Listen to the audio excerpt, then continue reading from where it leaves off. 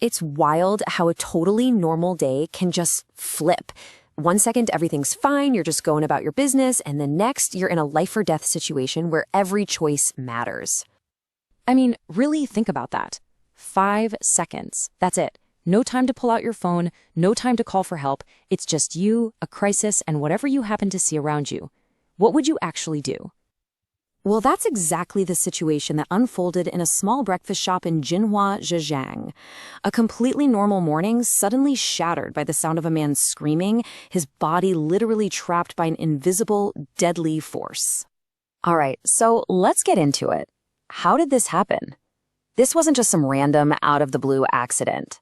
It was actually a chain of small, seemingly minor events that led to this absolute nightmare. So picture this. It's 5 o'clock in the morning, the shop owner is getting ready for the day, and he spots a damaged wire on a food steamer. The kind of thing you might look at and think, I'll get to that later.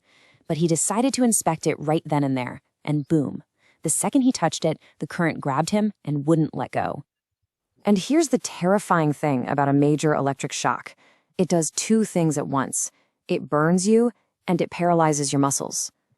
The current forced his muscles to contract so violently that his hand was clamped around the very wire that was killing him. He was completely, utterly helpless.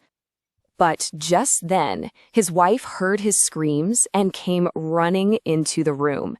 And this, right here, is where the entire story turns. And that moment of absolute chaos and terror, she didn't freeze.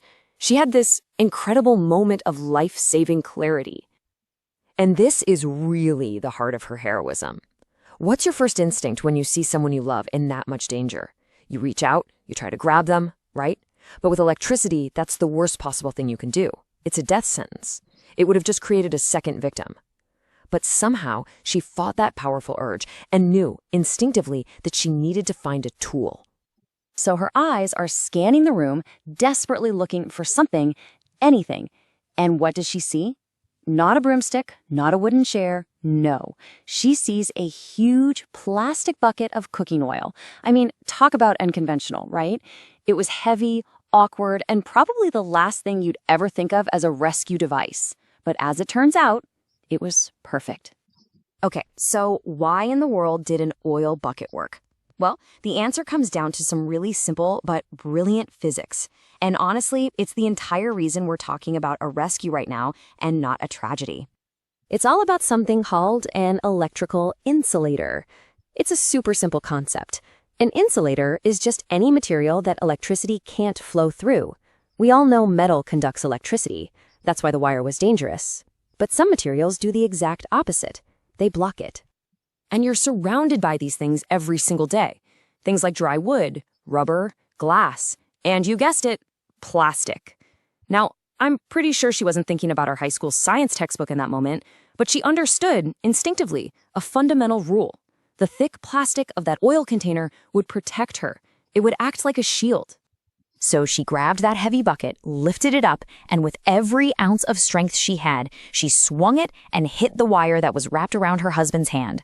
The force of that blow was enough to physically knock the wire away, breaking the circuit, and in an instant, he was free. He immediately collapsed to the floor, but he was alive. So what happens after a moment like that? What was the aftermath of this incredible act of courage and quick thinking? Well, first, a reality check. Her husband suffered third-degree burns on his hands. This wasn't a minor shock. This was a major, life-threatening event, and she acted just in the nick of time to stop it from being so much worse. And, of course, the whole thing was caught on security footage. Once that video hit the internet, it went absolutely viral. People everywhere were just stunned by her composure. The comments poured in, calling her the smart and brave wife, a true hero for her incredible presence of mind under the most extreme pressure imaginable. But, of all the praise and all the comments, there's only one piece of testimony that really, truly matters. Her husband, recovering from his injuries, said it simply and powerfully. "She saved my life." He was convinced that a few seconds more and he wouldn't have made it. So this is an incredible story, but the most crucial point is what we can all learn from it. What should you do if you ever find yourself in a situation like this? Let's break down the official expert advice. Before we even get into the steps, just remember the foundation of it all. Stay calm. This woman's story is a masterclass in this. Her ability to push down the panic and just think clearly is what allowed her to make the right choice that saved a life. Okay, here is your playbook. Step 1, and this is the absolute best option, is to cut the power at the source, the breaker box, an emergency shutoff, whatever it is. If you can't do that, step 2 is critical and non-negotiable. Do not touch the person.